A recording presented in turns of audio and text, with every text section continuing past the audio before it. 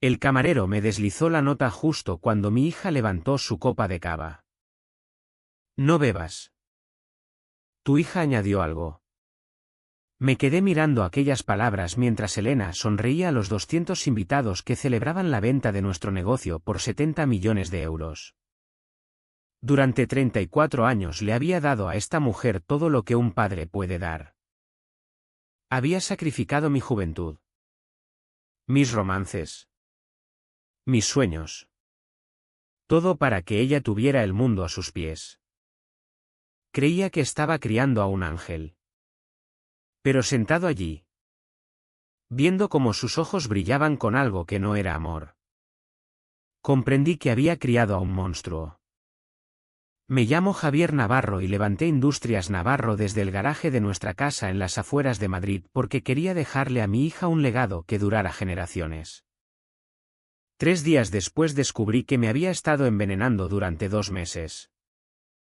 Pero antes de contarte lo que ocurrió después, necesito volver al principio para que entiendas por qué aquella nota me atravesó el alma como un cuchillo. En 1989, Patricia, la madre de Elena, se estaba muriendo de cáncer. Elena tenía solo 2 años. Apenas caminaba y todavía llamaba a mamá entre sueños. Recuerdo estar junto a la cama del hospital, sujetando la mano helada de Patricia, y hacerle una promesa que creí que marcaría mi vida para siempre. Le daré a Elena todo. Le susurré. Nunca le faltará nada. Patricia apretó mi mano débilmente. Solo ámala. Javier. Eso basta. Pero yo pensaba que el amor no era suficiente. Cuando Patricia murió, me convertí en madre y padre al mismo tiempo. Aprendí a hacerle trenzas aunque mis dedos torpes se enredaban con las gomas. Me quedaba despierto noches enteras cuando tenía pesadillas. Le enseñé a montar en bici en el camino de entrada de casa, corriendo a su lado hasta que los pulmones me ardían. Rechacé la plaza en IESE para quedarme con ella. Mis amigos me llamaban loco, estará bien con una canguro, decían. Pero no soportaba la idea de que Elena se sintiera abandonada otra vez. Pensaba que era el padre perfecto. Creía que lo hacía todo bien.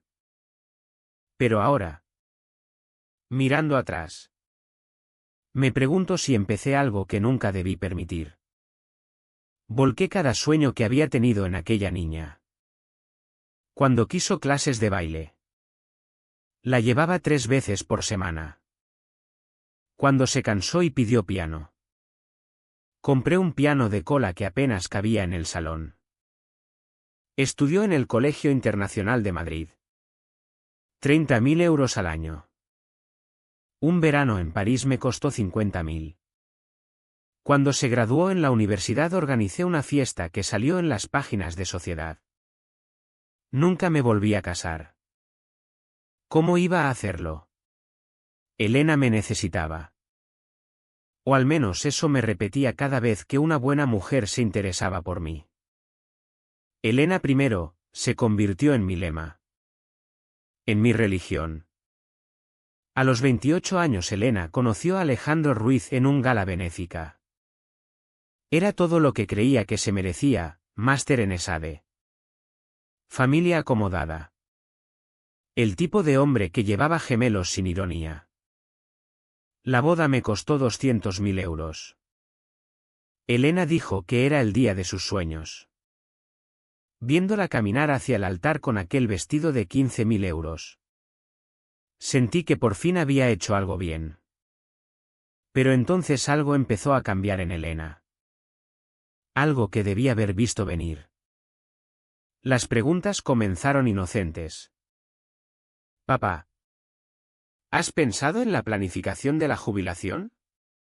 ¿Deberíamos revisar tu testamento? Te estás haciendo mayor. ¿No debería alguien ayudarte con las decisiones financieras? Creía que solo era responsable. Pero Alejandro le susurraba al oído. Empecé a notar en las cenas familiares cómo él se inclinaba y murmuraba cosas que hacían que Elena asintiera muy seria. Como intercambiaban miradas cuando pensaban que no los veía. Tu padre debería tener un plan patrimonial completo. Me dijo Alejandro un domingo. A su edad. Con sus bienes los accidentes ocurren. La forma en que dijo, accidentes, me puso la piel de gallina. Pero Elena asentía como si fuera la palabra de Dios. Empezaron a traer asesores financieros a las comidas. Hombres con trajes caros que hablaban en tono mesurado de preservación de patrimonio y protocolos de declive cognitivo. Una mujer con ojos de tiburón me entregó papeles sobre poder notarial. Solo por precaución. Dijo Elena con voz de miel. Por si te pasa algo. Debí haberlos echado a todos en ese momento. Pero Elena era mi niña. ¿Cómo no iba a confiar en ella? Entonces tomé la decisión más inteligente de mi vida. Llamé a mi abogado. No al de la familia que Elena conocía, sino a un viejo amigo. Tomás Bernal. Especialista en proteger a clientes ricos de exactamente este tipo de situaciones. Tomás. Creo que mi hija está planeando algo y necesito estar preparado. Construir Industrias Navarro había sido para ser el legado de Elena. Empecé la empresa en el garaje cuando ella tenía 5 años. Trabajando 18 horas diarias mientras ella dormía. En 2018 teníamos 340 empleados y contratos con Airbus y el Ministerio de Defensa.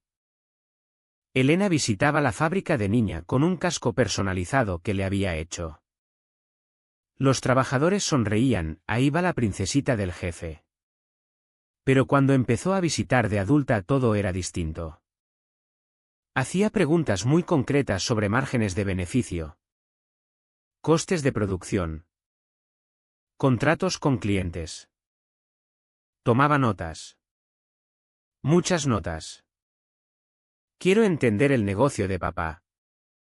Le dijo a Alejandro una noche lo bastante alto para que yo lo oyera desde la cocina. Alguien tiene que saber cómo funciona todo. Ese, alguien. No yo. Alguien. Empecé a prestar más atención. Quería saber mi calendario de jubilación. La planificación sucesoria. ¿Qué pasaría con la empresa si yo quedaba incapacitado? La palabra, incapacitado, aparecía mucho en sus conversaciones con Alejandro. Me di cuenta de que Elena no quería aprender el negocio. Quería aprender cómo quitármelo. Llamé otra vez a Tomás Bernal. Quiero crear un fideicomiso. Pero con condiciones muy específicas. Tomás escuchó mis preocupaciones y sonrió. Javier. Creo que te va a gustar lo que tengo en mente. Tomás no creó un fideicomiso cualquiera. Creó lo que llamó, mecanismo de protección. Si aparecía alguna prueba de coacción, fraude o intento de hacerme daño, el fideicomiso se activaba automáticamente. 73 millones de euros pasarían de inmediato a la Fundación Patricia Navarro. Elena recibiría exactamente 50.000 euros. Lo justo para vivir con modestia un año. Nada parecido a la fortuna que planeaba heredar. ¿Y si me equivoco con ella?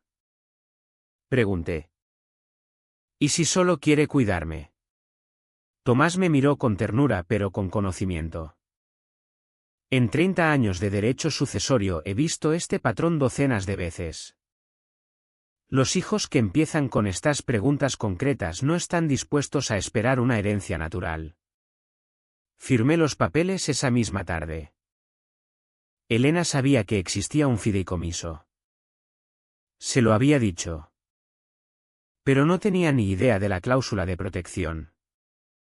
No sabía que sus propias acciones podían activarla. Pensé que estaba siendo paranoico. Quizás me lo estaba imaginando. Pero el comportamiento de Elena empezó a escalar y comprendí que mi paranoia era en realidad preparación. Los cambios se volvieron imposibles de ignorar. Aparecía en casa sin avisar. Revisaba mi correo. Solo compruebo que pagues las facturas. Papá. Trajo a un geriatra a la comida del domingo sin preguntar. El doctor Martínez se especializa en declive cognitivo relacionado con la edad. Anunció como si fuera lo más normal del mundo. El médico me hizo preguntas invasivas sobre mi memoria. Mis rutinas. Mi capacidad para tomar decisiones financieras complejas. Veía a Elena pendiente de cada palabra. Esperando un diagnóstico que justificara sus planes. Lo más perturbador era el tono con que me hablaba. Ya no era la hija cariñosa que me llamaba papá. Ahora me hablaba como a un viejo confundido que no podía confiar en su propia vida. Papá. No deberías tomar decisiones importantes sin consultar a la familia.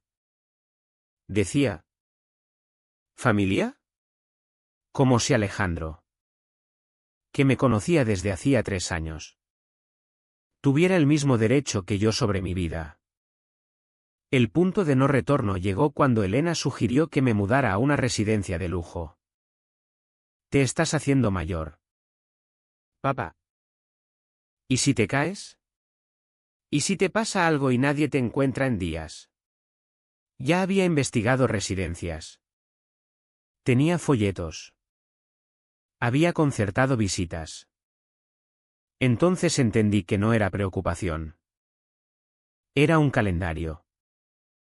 Elena tenía un plan y lo estaba ejecutando paso a paso. Decidí que era hora de ejecutar mi propio plan. Contraté una empresa de seguridad especializada en proteger a personas mayores de abusos financieros. Instalaron cámaras por toda la casa. Dispositivos diminutos que parecían detectores de humo. Marcos de fotos. Incluso percheros. Vemos esto más a menudo de lo que crees. Me dijo el técnico. Hijos adultos que ven a sus padres como obstáculos para la herencia. Las cámaras lo grababan todo. Elena revisando mis cajones cuando creía que dormía. Elena hablando por teléfono en mi cocina sobre el deterioro de papá, con alguien que no identifiqué. Pero la grabación más condenatoria llegó 3 semanas después. Yo estaba arriba cuando Elena llegó para la comida del domingo. La cámara de la cocina lo captó todo. Elena abrió mi armario de medicinas. Sacó un frasco pequeño que yo nunca había visto. Echó 2 pastillas en la palma. Se acercó a la cafetera donde me esperaba mi taza de la mañana. Las echó. Removió con cuidado. Devolvió el frasco y salió como si nada. Vi aquel vídeo 5 veces antes de aceptar lo que estaba viendo. ¿Mi hija? La niña a la que enseñé a montar en bici. La mujer cuya boda pagué. Me estaba drogando. Hice analizar las pastillas en un laboratorio privado. Era un cóctel de sedantes diseñado para causar confusión. Pérdida de memoria y desorientación. Exactamente los síntomas que apoyarían las acusaciones de Elena sobre mi declive cognitivo. Pero Elena había cometido un error crucial, no sabía que yo estaba mirando. La primera escalada fue en mi cena de cumpleaños. Elena había elegido el restaurante. Uno caro donde la conocían. Donde habría testigos de mí, y confusión. Papá.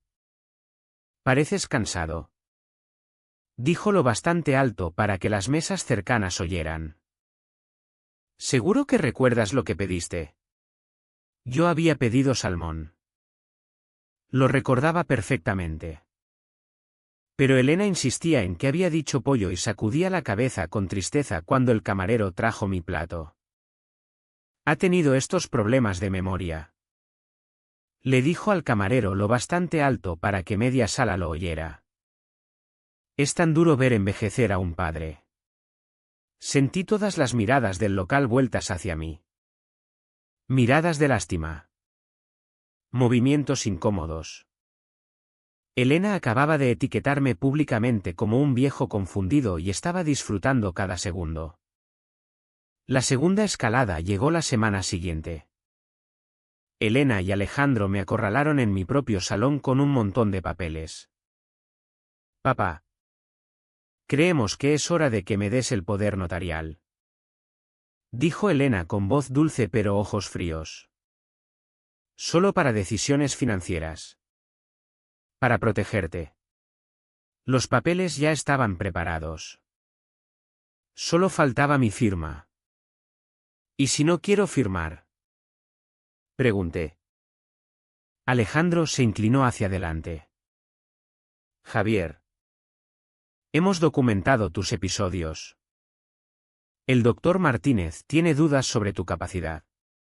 Estaban construyendo un caso contra mí usando las palabras de mi propia hija como prueba. La tercera escalada fue la más cruel. Elena trajo a mi nieta Sofía de 3 años de visita. Pero en lugar de una visita normal de abuelo, usó a la niña como arma en su guerra psicológica. Sofía, dile al abuelo lo que mamá te enseñó. La pequeña me miró con ojos inocentes. El abuelito se olvida de las cosas ahora. Mamá dice que tengo que tener paciencia porque tu cerebro está roto. Se me rompió el corazón. Elena estaba enseñando a mi nieta de 3 años a verme como un inválido mental. Estaba envenenando la mente de una niña contra mí. Pero lo peor vino cuando Sofía se iba. Me abrazó la pierna y susurró, adiós. ¿Abuelito? Mamá dice que pronto igual te olvidas de quién soy. Cuando se fueron me quedé solo en la casa vacía y comprendí toda la magnitud del plan de Elena. No solo iba a por mi dinero. Estaba destruyendo sistemáticamente mis relaciones. Mi reputación. Mi propia identidad como adulto competente. Aquella noche tomé una decisión que lo cambiaría todo. Llamé al restaurante más exclusivo de Madrid. La Brillante. Y reservé para 200 personas. Le dije a Elena que quería organizar una fiesta para anunciar la venta de Industrias Navarro. La venta que llevaba negociando en secreto 6 meses. Vamos a celebrarlo como Dios manda. Le dije. Quiero que estén todos nuestros amigos y socios. Los ojos de Elena brillaron de codicia. Probablemente pensó que era su momento.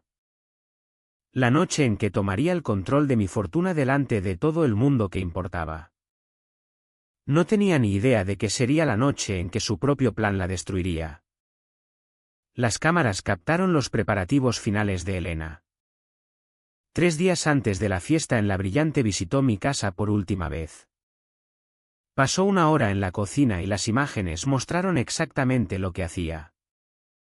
Elena había pasado de drogarme ocasionalmente a algo mucho más sistemático. Sacó una bolsa de farmacia y colocó varios frascos, no solo sedantes. Esta vez tenía ansiolíticos. Pastillas para la tensión. Incluso algo que el laboratorio identificó como un leve alucinógeno. Estaba preparando un cóctel diseñado para hacerme parecer gravemente confundido en el momento más importante de mi vida profesional. El plan era claro, drogarme fuertemente en la celebración. Luego hacerme declarar públicamente mi incompetencia delante de 200 testigos. Con pruebas de vídeo de mi crisis. Elena podría conseguir que me declararan mentalmente incapaz en pocos días. Pero mientras medía las pastillas con cuidado, Elena hizo una llamada que selló su destino. Se acabará el martes por la noche, le dijo a alguien. Después de la fiesta todo el mundo verá que papá ya no puede manejar sus asuntos. Para el jueves tendré el poder notarial completo. La voz del otro lado era amortiguada. Pero distinguí la respuesta de Alejandro. ¿Y el fideicomiso? Elena soltó una risa que nunca había oído de ella, fría. ¿Calculadora? Completamente desprovista de amor. Una vez controle sus finanzas. Controlo todo. El fideicomiso se vuelve irrelevante. Colgó y terminó de preparar mi cóctel de celebración. Elena creía que estaba a punto de ganar la partida. No tenía ni idea de que la partida ya había terminado. Debía haberla confrontado entonces. Debía haberle enseñado las grabaciones y exigido una explicación.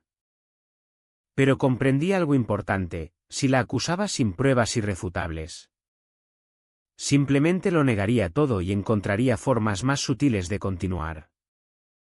Necesitaba que Elena se revelara completamente delante de testigos, de manera que no quedara espacio para excusas ni manipulaciones.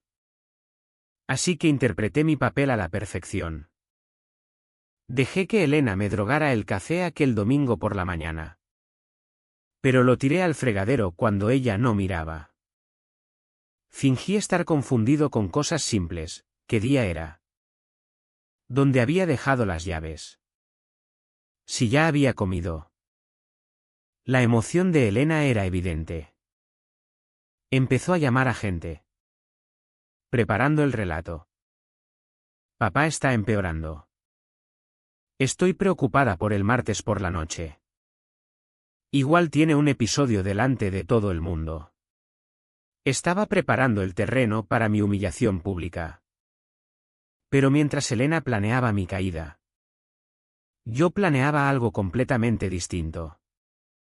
Llamé a Enrique Torres, un joven que había trabajado en contabilidad de Industrias Navarro hasta que una adicción al juego le costó el empleo. Yo había pagado su rehabilitación en lugar de denunciarle por el dinero que había robado. Llevaba 2 años limpio y trabajaba como camarero en restaurantes de lujo. Enrique, necesito un favor que quizás me salve la vida. Cuando le expliqué lo que necesitaba, no dudó. Señor Navarro, después de lo que hizo por mí, haría cualquier cosa. Llegó la noche del martes. El restaurante La Brillante se había superado. Arañas de cristal. Manteles blancos. Una fuente de cava que brillaba bajo las luces. 200 invitados llenaban el salón privado. Todos los que importaban en nuestro sector y círculo social. Yo estaba sentado en la mesa principal con Elena y Alejandro. Elena estaba radiante con un vestido de diseño que probablemente había pagado yo. Alejandro no paraba de mirar el reloj como si tuviera algo importante que hacer. El programa era sencillo: anunciaría la venta de Industrias Navarro por 70 millones y luego haría un brindis por el futuro. Ese era el momento en que Elena planeaba echar su cóctel especial en mi cava y ver cómo me derrumbaba delante de todos. Pero Enrique Torres estaba trabajando en el evento tal como habíamos acordado. Di mi discurso sobre la historia de Industrias Navarro. Nuestros logros. El futuro brillante bajo los nuevos dueños. El público aplaudió cortésmente. Luego llegó el momento que Elena había esperado. ¿Y ahora? Dije levantando mi copa de cava. Brindemos por la familia. Por las personas que más importan. Elena se levantó. Su propia copa en la mano. Toda la sala nos observaba mientras ella se preparaba para lo que creía que sería mi última declaración pública coherente. En ese instante Enrique pasó junto a mi silla. Su mano se movió tan rápido que casi ni yo lo vi. Un papelito pequeño aterrizó junto a mi plato. Bajé la mirada y leí 5 palabras que lo cambiaron todo. No bebas. Tu hija añadió algo. Mi mano empezó a temblar. No por las drogas, no había tomado ninguna. Sino por una rabia fría y pura. Miré a Elena. La miré de verdad por primera vez en meses. Su sonrisa era perfecta. Ensayada. Completamente falsa. Vigilaba mi copa como un halcón, esperando que bebiera su veneno. 200 personas llenaban la sala, todas observando la celebración familiar. El alcalde estaba allí. El presidente de la Cámara de Comercio. 3 altos cargos del Ministerio de Defensa que habían firmado contratos con nosotros. Elena había elegido a su público a la perfección. Estas personas podían confirmar mi incompetencia mental si presenciaban un derrumbe dramático. En lugar de beber, dejé la copa con cuidado sobre la mesa. La sonrisa de Elena flaqueó. Papá, ¿no vas a brindar con nosotros? En un momento. ¿Cariño? Dije con voz firme. Primero tengo algo que compartir con todos. Alejandro se removió en su silla. Los ojos de Elena iban de mi copa intacta a mi cara.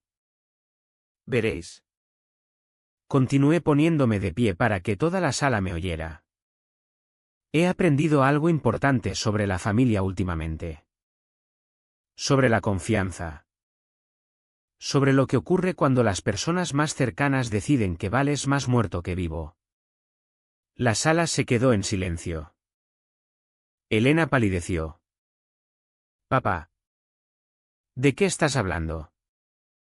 Dijo lo bastante alto para que todos oyeran. No tiene sentido. Mejor siéntate. Perfecto. Estaba haciendo exactamente lo que esperaba, intentar hacerme parecer confundido delante de testigos.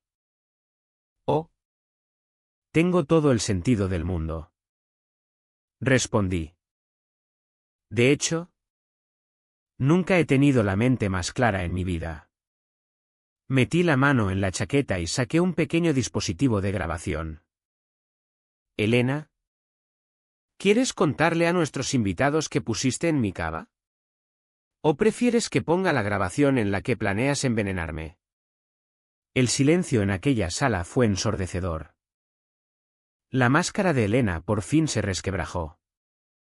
La hija cariñosa desapareció y apareció alguien que no reconocí. Lo que ocurrió después se me quedará grabado para siempre. Elena miró alrededor.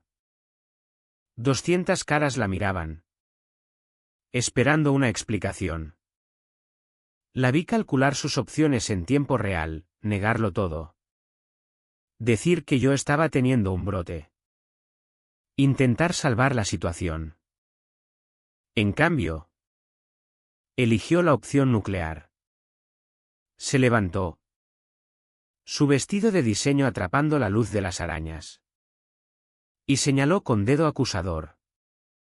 Su voz resonó en toda la sala. Este hombre está enfermo. Es paranoico y delirante. Y lleva meses empeorando. Se oyeron jadeos. Alejandro intentó agarrarle el brazo. Pero ella se soltó. Cree que lo estoy envenenando. Continuó Elena. La voz cada vez más aguda. Ha instalado cámaras en su casa para espiarme. Se olvida de conversaciones que hemos tenido. De citas. De personas que debe ver. Cada palabra estaba calculada para hacerme parecer incompetente. Pero Elena estaba cometiendo un error crucial, estaba revelando información que solo alguien que me drogaba podía saber. Papá ha tenido episodios. Siguió dirigiéndose a la sala como una hija preocupada pidiendo ayuda. Pérdida de memoria. Confusión. Delirios paranoicos. He intentado que reciba atención médica adecuada. Pero se niega al tratamiento. La sala estaba en silencio absoluto. Se podía sentir la tensión. La energía incómoda de gente presenciando una crisis familiar en público. Elena jugó su última carta, creo que deberíamos llamar a su médico. Papá claramente ya no puede soportar este tipo de estrés. Entonces sonreí. Una sonrisa verdadera. Probablemente la primera genuina en meses. ¿Elena? Dije en voz baja pero que se oyó perfectamente en el silencio. Acabas de confesar. Su cara se quedó en blanco. ¿Qué? Acabas de decirle a 200 personas que he tenido episodios de pérdida de memoria y confusión. Exactamente los síntomas que causan las drogas que llevas 2 meses echando en mi café. La boca de Elena se abrió y cerró como un pez fuera del agua. ¿Pero cómo sabrías esos síntomas? Continué. A menos que fueras tú quien los causaba. La comprensión golpeó a Elena como un puñetazo. Vi cómo la sangre abandonaba su rostro al entender lo que acababa de hacer. Acababa de confesar que me drogaba delante de 200 testigos. Alejandro se levantó intentando controlar los daños. Javier. Esto es claramente un malentendido. Elena nunca. Alejandro. Lo interrumpí sacando mi teléfono. ¿Quieres ver el vídeo de Elena preparando el cóctel en mi cocina? ¿O empezamos por la grabación en la que le cuentas hace 3 semanas sobre mi deterioro? El silencio en aquella sala era absoluto. Se podría haber oído caer un alfiler en el suelo de mármol. La compostura de Elena se rompió por completo. «No puedes probar nada», gritó. «Esas grabaciones son ilegales. No puedes espiar a tu propia familia». Error otra vez. Respondí con calma. Consulté con Tomás Bernal sobre las leyes de vigilancia hace meses. En realidad, Elena, grabar a alguien que intenta envenenarte en tu propia casa es perfectamente legal. Especialmente cuando estás reuniendo pruebas de intento de asesinato. La palabra, asesinato, quedó flotando en el aire como humo. Entonces Enrique Torres dio un paso adelante desde la puerta de la cocina. En la mano llevaba mi copa de cava. La que Elena creía que estaba a punto de beber. «Señoras y señores», dijo Enrique con voz clara y firme. Yo vi cómo esta mujer añadía una sustancia desconocida a la bebida del señor Navarro hace aproximadamente 10 minutos. Como exadicto en recuperación. Reconocí el comportamiento inmediatamente. Elena se giró hacia él. El rostro retorcido de rabia. «¿Quién eres tú?» «No eres nadie. Solo un camarero. Me llamo Enrique Torres», respondió con calma. «Ex empleado de Industrias Navarro. El señor Navarro me salvó la vida cuando estaba en mi peor momento. Esta noche le devolví el favor». Elena miró desesperada alrededor de la sala buscando apoyo. Simpatía.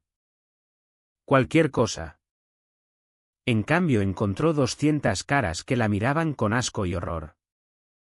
La mujer del alcalde estaba grabando todo con el móvil. Elena había querido testigos de mi derrumbe. En cambio me había dado testigos de su intento de asesinato.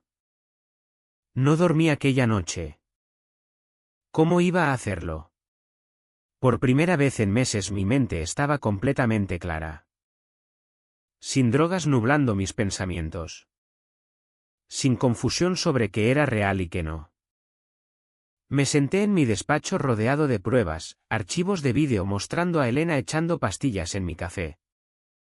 Grabaciones de audio de sus llamadas planeando mi declive cognitivo. Informes de laboratorio identificando las drogas que usaba.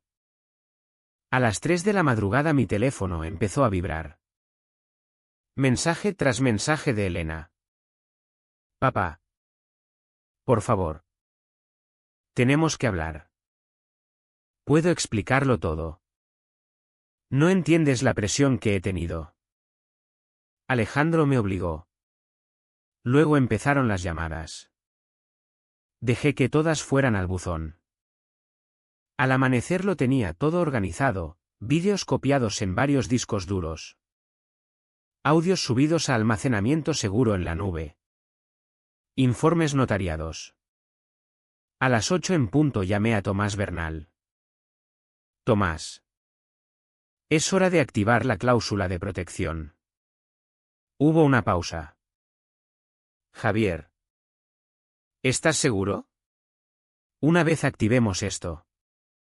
No hay vuelta atrás.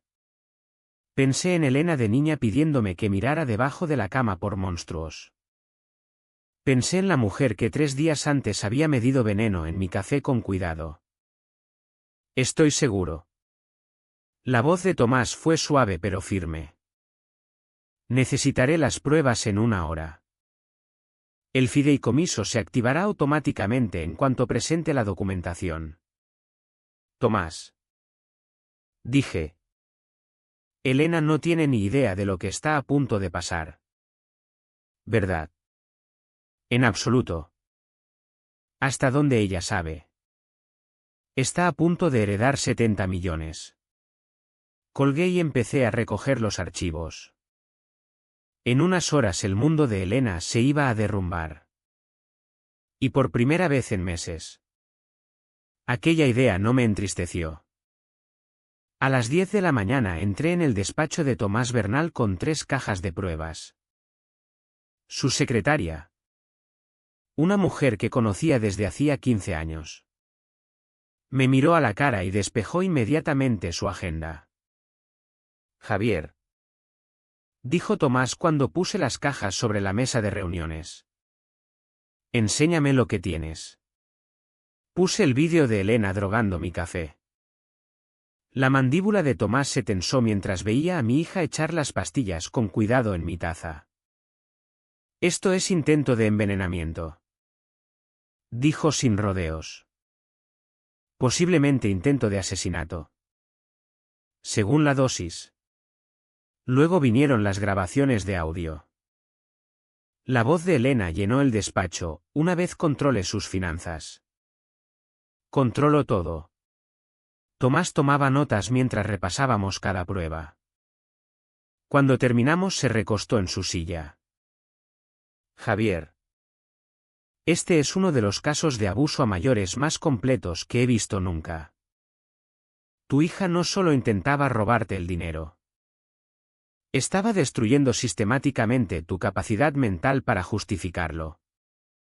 ¿Qué pasa ahora? Primero presento estos documentos ante el juzgado. La cláusula de protección se activa inmediatamente. Segundo, te recomiendo que contactes con la Policía Nacional.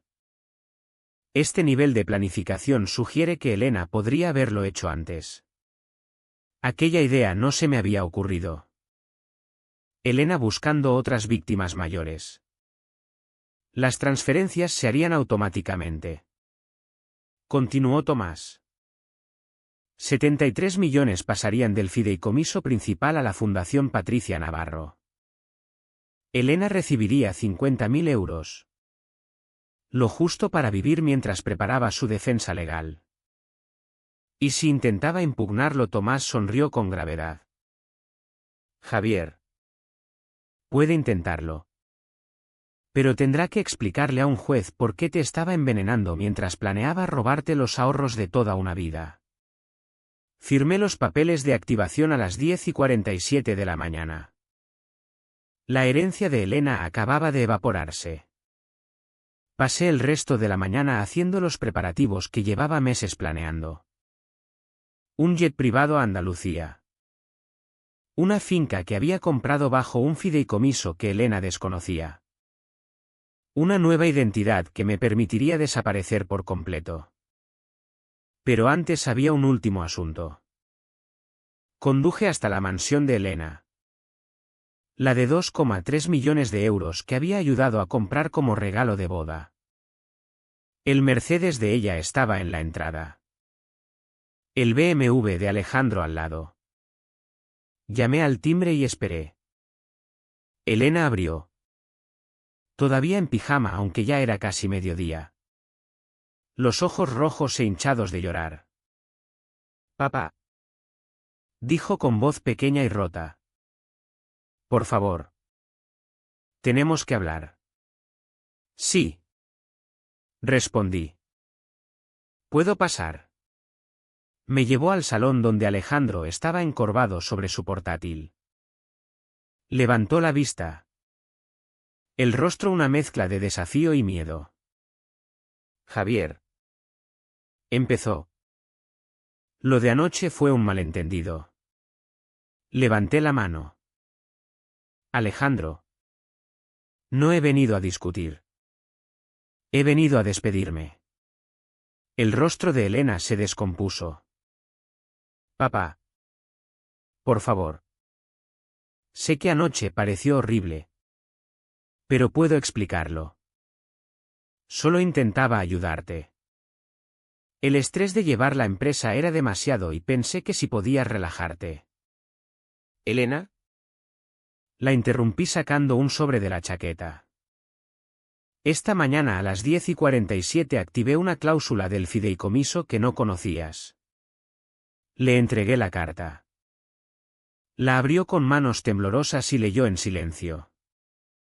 El color abandonó su rostro. ¿Qué significa esto?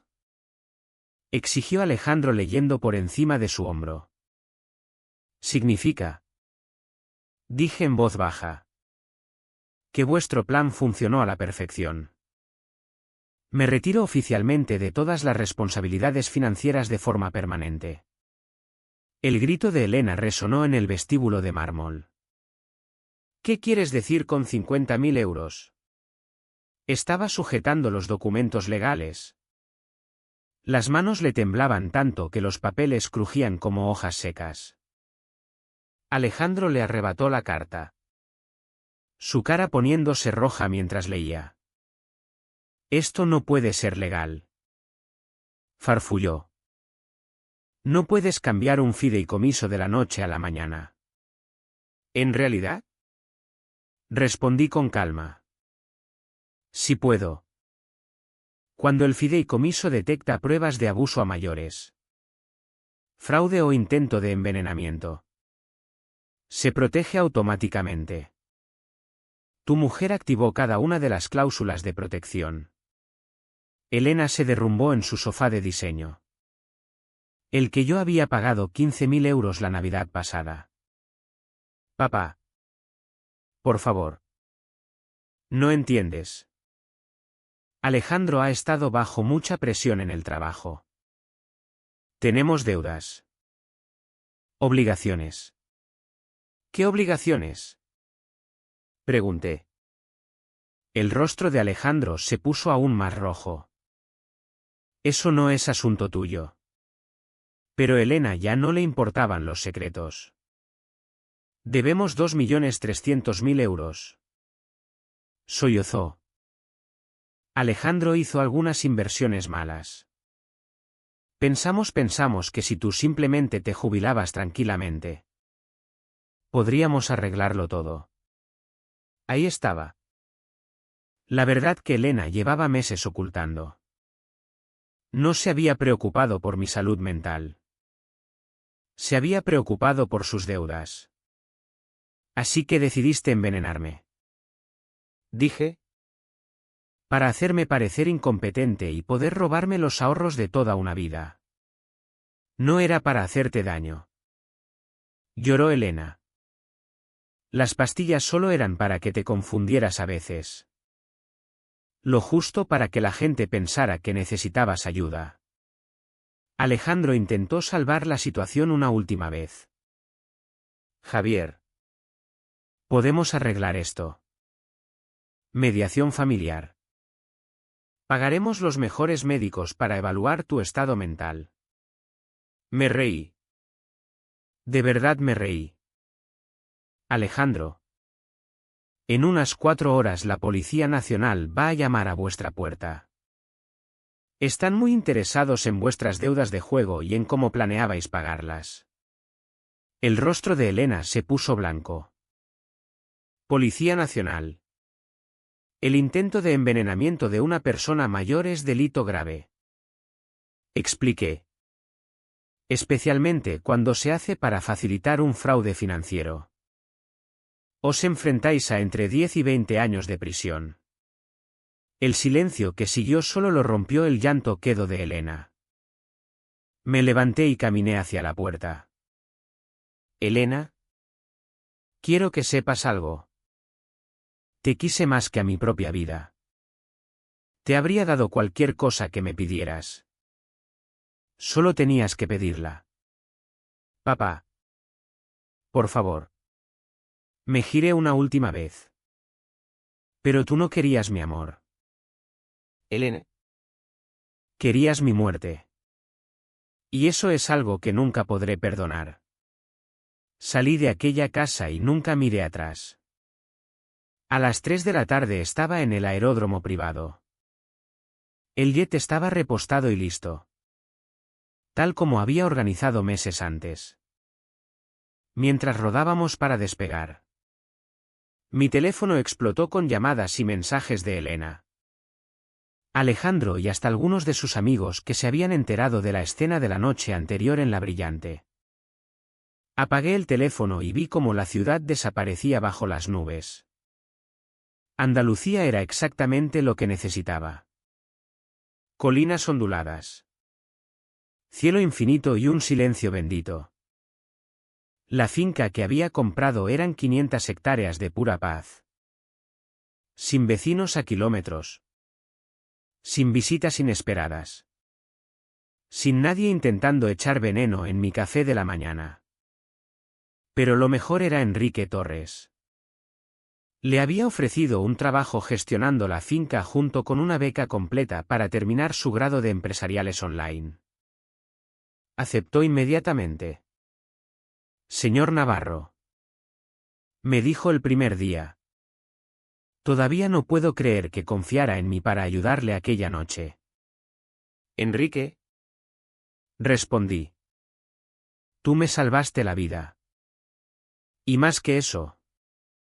Te salvaste a ti mismo.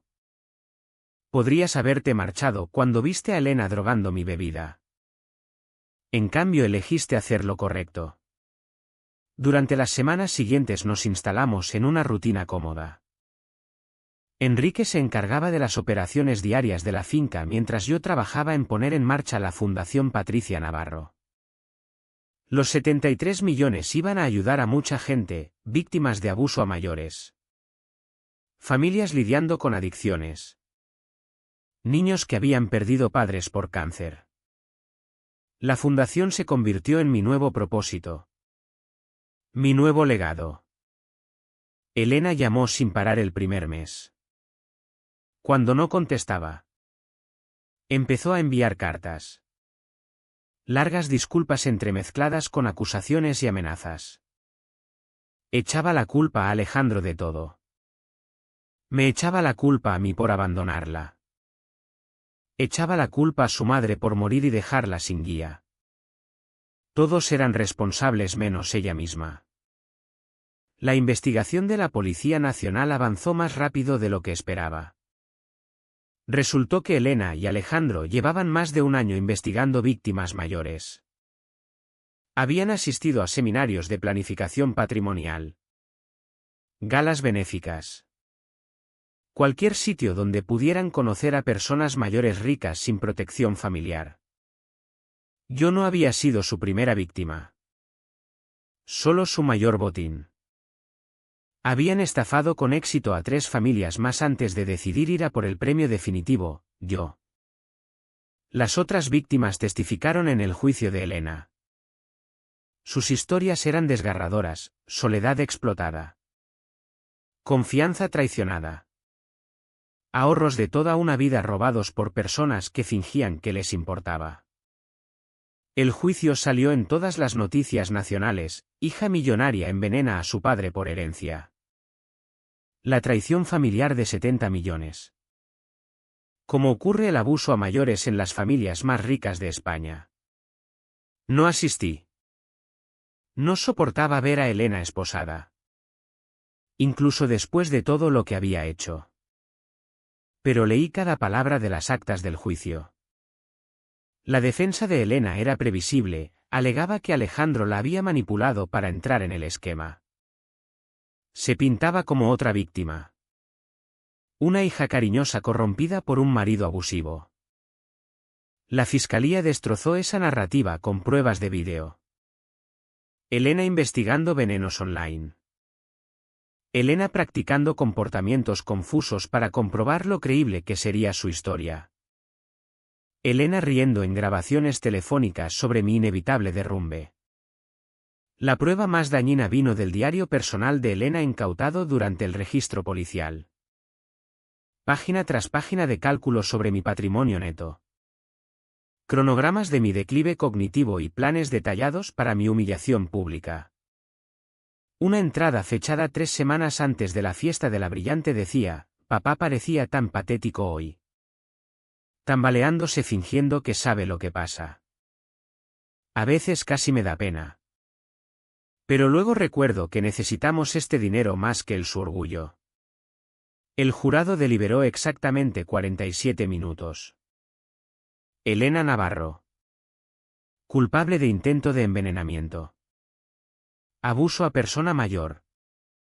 Conspiración para cometer fraude y blanqueo.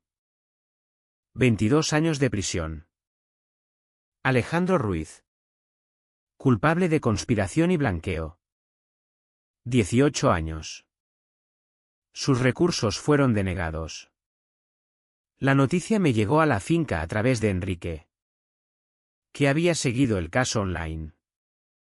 Me encontró en el establo dando de comer a los caballos rescatados que habíamos empezado a acoger. Señor Navarro, dijo en voz baja. Han salido las sentencias. Escuché las condenas sin emoción. 22 años. Elena tendría 58 cuando saliera si cumplía la condena completa. ¿Cómo se siente?, preguntó Enrique. Lo pensé mientras cepillaba a una vieja yegua que habíamos rescatado de un caso de negligencia. Como Elena. Aquella yegua había sido traicionada por personas que debían cuidarla. Pero a diferencia de Elena, aquella yegua estaba aprendiendo a confiar otra vez. Me siento libre, dije por fin. Por primera vez en años. Me siento completamente libre. Aquella noche llamé a Tomás Bernal con una pregunta que llevaba meses considerando. Tomás. Quiero cambiar mi testamento. Quiero dejarlo todo a la fundación cuando muera. Todo. Todo. Que mi dinero ayude a las personas traicionadas por sus familias. Que haga algo bueno en el mundo. Enrique encontró su propósito en la finca de formas que ninguno de los dos esperaba. Lo que empezó como gestión de la propiedad se convirtió en algo mucho más profundo. Empezamos a acoger animales rescatados, caballos, perros, gatos, incluso ganado abandonado o maltratado. Enrique tenía un don natural con las criaturas dañadas. Quizás porque entendía lo que se siente al ser descartado por quienes deberían haberte cuidado. La Fundación Patricia Navarro creció más allá de mis sueños más locos. Financiamos programas de prevención del abuso a mayores. Centros de recuperación de adicciones y apoyo psicológico para niños que habían perdido padres. Cada mes recibía cartas de personas cuyas vidas habían cambiado gracias a la Fundación de Patricia. Pero el trabajo más importante ocurría aquí mismo. En la finca. Empezamos a organizar retiros para supervivientes de abuso a mayores. Hombres y mujeres que habían sido traicionados por sus propios hijos. Robados por sus cuidadores. Abandonados por sus familias cuando más los necesitaban. Llegaban rotos y avergonzados. Se iban con la dignidad recuperada y amistades que durarían el resto de sus vidas. Margarita López. 74 años. Cuyo hijo había falsificado su firma en escrituras de propiedades. Tomás Chen. 81 años. Cuya nuera había vaciado sus cuentas de jubilación. Sara Díaz. 69 años. cuyo nieto la había convencido para darle poder notarial antes de desaparecer con sus ahorros. Cada historia era distinta. Pero la traición siempre era la misma, familiares que eligieron la codicia antes que el amor. Durante aquellos retiros por fin encontré palabras para lo que me había pasado. No era solo víctima de fraude financiero. Era superviviente de abuso familiar. Y por primera vez desde aquella noche en La Brillante, empecé a sanar. ¿Sabes cuál es la parte más dura?, me preguntó Margarita en una sesión de grupo. Todos esperamos.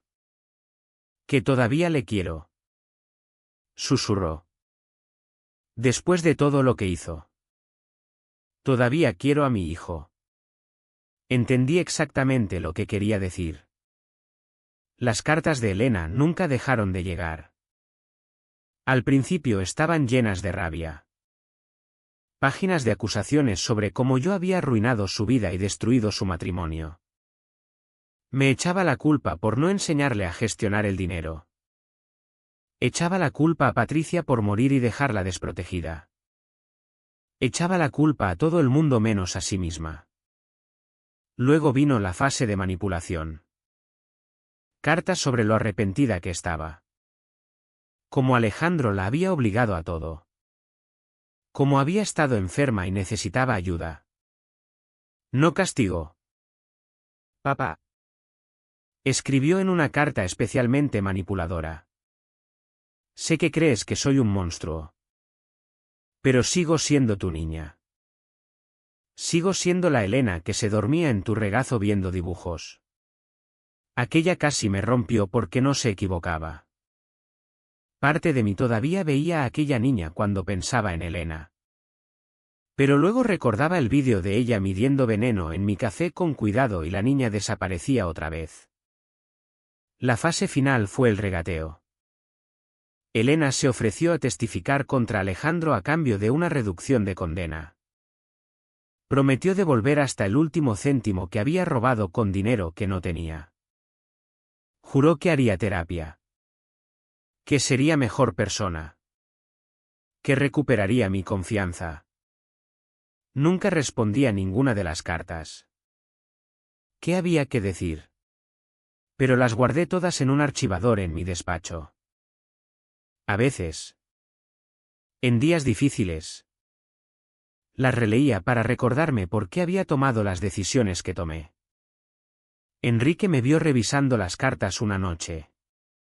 ¿Alguna vez piensa en contestar?, preguntó. Lo pensé.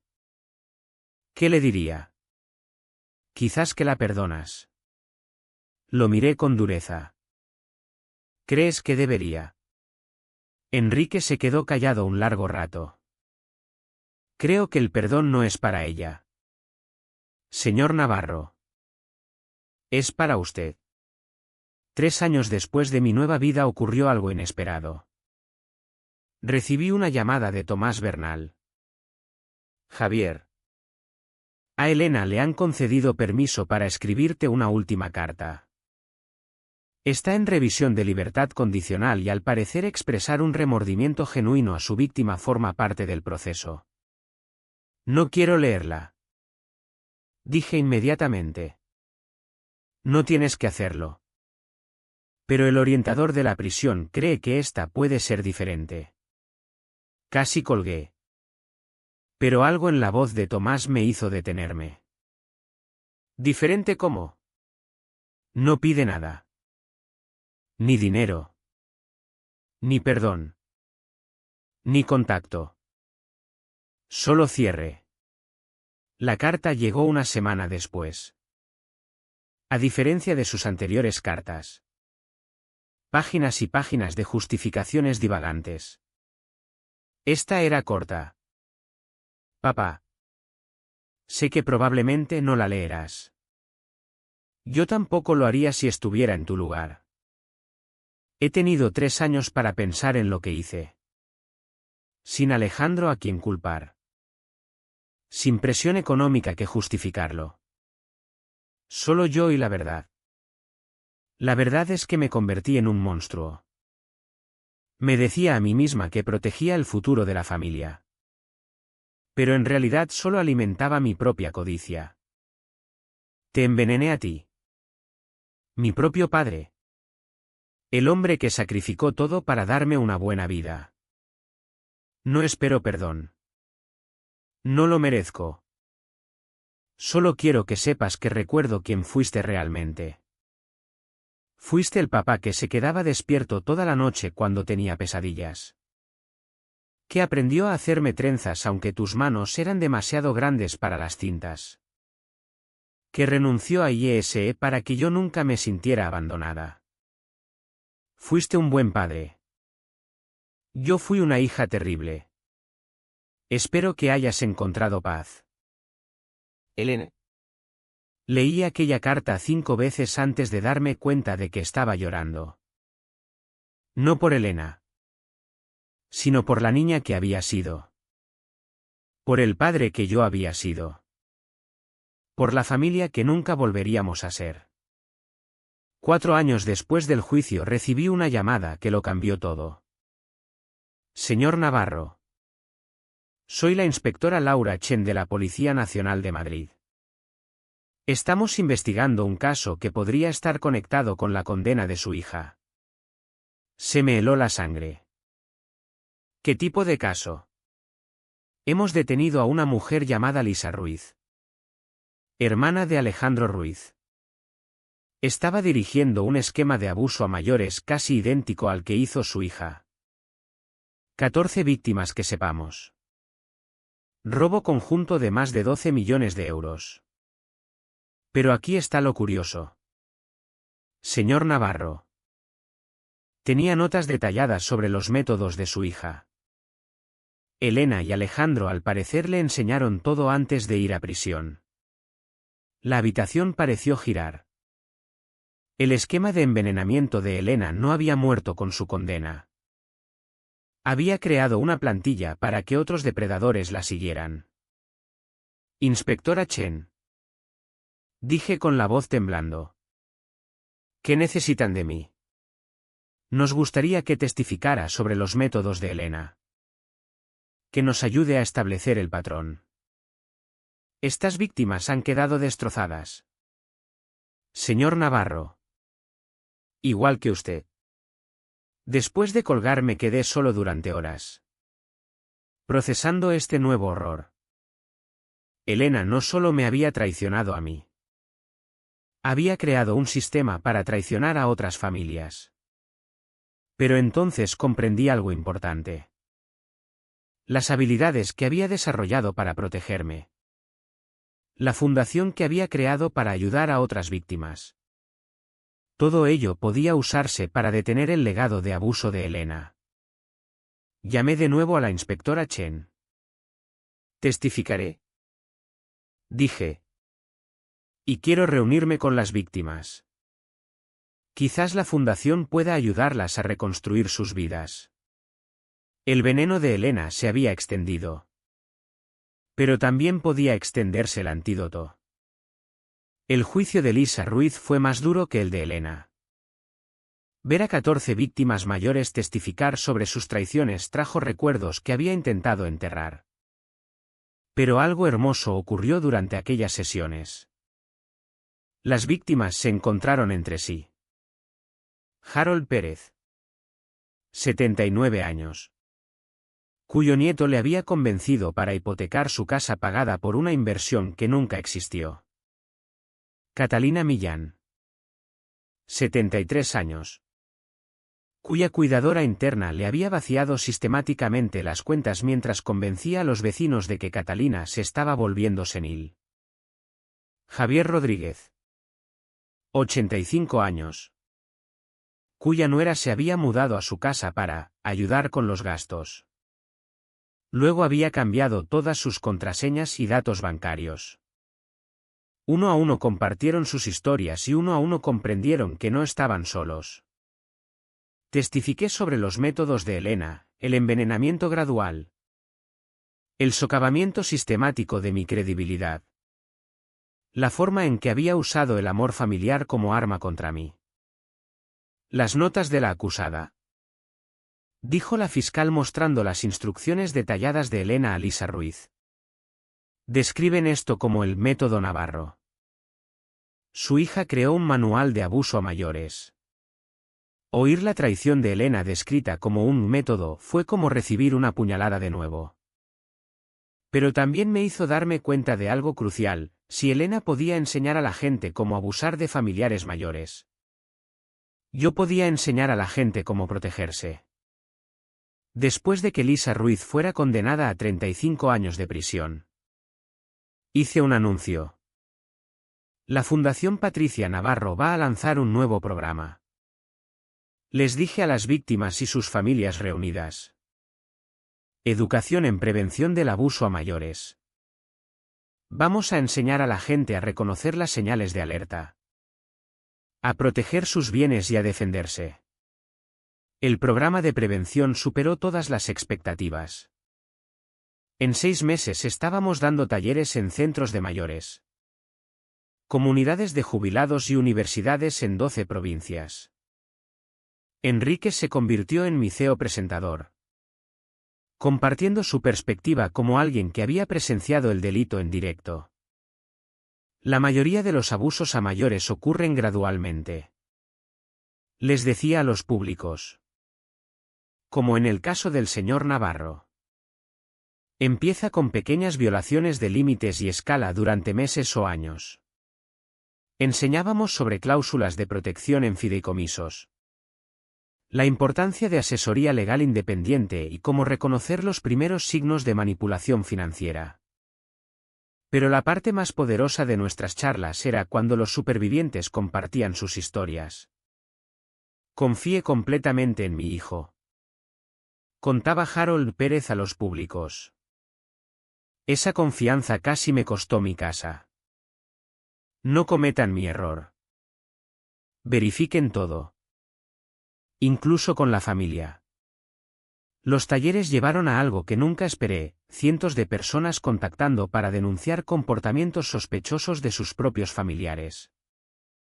Margarita Thompson llamó para decir que su hija había empezado a hacer preguntas extrañas sobre su testamento. David López estaba preocupado por el repentino interés de su hijo en sus contraseñas bancarias. La nieta de Janet Ferrer le había ofrecido gestionar sus finanzas después de que su marido muriera. Cada llamada se convertía en una historia de éxito de prevención. Estas familias aprendieron a poner límites, establecer protecciones legales y reconocer la manipulación antes de que escalara a abuso. 6 años después de la condena de Elena recibí una carta que hizo que todo valiera la pena. Era de una mujer de Toledo cuya hija había seguido exactamente el manual de Elena: las falsas preocupaciones médicas, la ayuda en la gestión financiera, incluso el intento de declararla incompetente. Su taller me salvó la vida, escribió, y salvó el alma de mi hija. Cuando la confronté con lo que había aprendido, se derrumbó y confesó. Ahora está en terapia y estamos reconstruyendo nuestra relación. El 10º aniversario del incidente de la Brillante llegó sin fanfarria. Aquella mañana estaba en el establo tratando la pata herida de un caballo rescatado cuando Enrique me encontró. Señor Navarro, dijo en voz baja, ¿se ha dado cuenta de qué día es? Levanté la vista del vendaje del caballo. Martes. Enrique sonrió. Hace 10 años de aquella noche en la Brillante. 10 años desde Elena. Había dejado de contar el aniversario hacía años. La fecha que una vez representó mi traición más profunda se había convertido en un día más en una vida dedicada a impedir que otras familias vivieran el mismo dolor. ¿Sabe qué es distinto ahora? Le pregunté a Enrique. ¿Qué? Puedo pensar en Elena sin rabia. Recuerdo a la niña que fue sin odiar a la mujer en la que se convirtió. Aquella tarde hice algo que llevaba años considerando. Le escribí una carta a Elena. No una respuesta a su correspondencia de prisión, nunca había contestado ninguna de aquellas. Esto era algo completamente distinto. Elena, Escribí. Hoy se cumplen 10 años de la noche en que intentaste envenenarme en la Brillante. No te escribo para perdonarte. Esa es una decisión que tomé por mi propia paz. No por tu beneficio. Te escribo para decirte que el dinero que intentaste robar ha salvado a cientos de familias. La fundación creada con el nombre de tu madre ha impedido innumerables traiciones como la nuestra.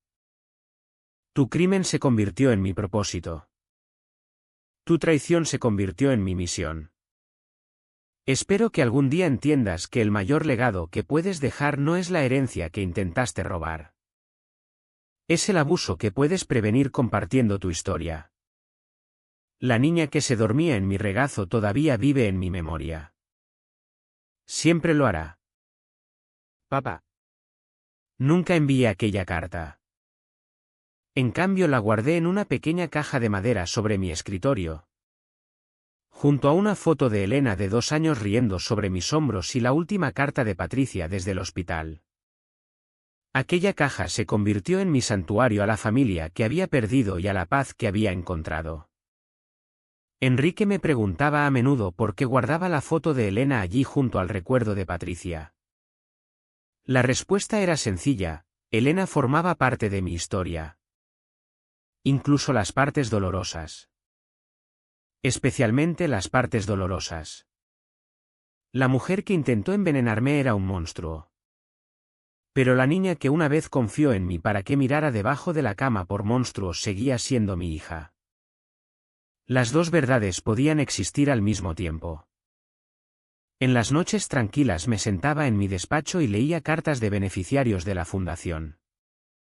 Madres solteras cuya herencia de madurez no había sido robada por familiares depredadores. Hombres mayores cuyos auxiliares de ayuda a domicilio no habían tenido acceso a sus cuentas bancarias. Familias que habían reconocido la manipulación a tiempo y la habían detenido antes de que se convirtiera en abuso. Cada carta representaba una familia que no había sido destruida como la nuestra. La finca creció con los años. Añadimos más animales rescatados. Más retiros para supervivientes. Más talleres de prevención. Enrique se casó con una mujer maravillosa llamada Sara y se mudaron a la casa de al lado. ¿Su hija? Mi nieta honoraria. Me llama abuelo Javier y no tiene ni idea de por qué a veces se me llenan los ojos de lágrimas cuando lo dice. Elena salió de prisión hace 3 años. Lo sé porque Tomás Bernal me lo dijo. Pero nunca ha intentado contactar conmigo. Espero que eso signifique que encontró su propia paz en algún sitio. La semana pasada cumplí 85 años. Enrique y Sara me organizaron una pequeña fiesta. Solo unos pocos amigos del pueblo.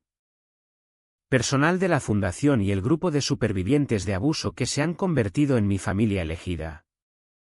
Brindamos con sidra en lugar de cava. Mientras miraba aquellas caras, personas que habían encontrado sanación después de la traición. Propósito después de la pérdida. Familia después del abandono, comprendí algo profundo. Elena había intentado robarme mi legado y dejarme sin nada. En cambio, me había dado algo mucho más valioso de lo que nunca podría haberme quitado. La oportunidad de transformar el dolor en propósito. La traición en protección. El aislamiento en comunidad. La pequeña caja de madera sigue sobre mi escritorio guardando su colección de recuerdos. Pero mi verdadero legado no está contenido en ninguna caja. Está en las vidas que hemos salvado. En las familias que hemos protegido y en los niños que crecerán sabiendo que el amor nunca debe venir con el sabor del veneno. Así es como se derrota a un monstruo. Te niegas a convertirte en uno tú mismo.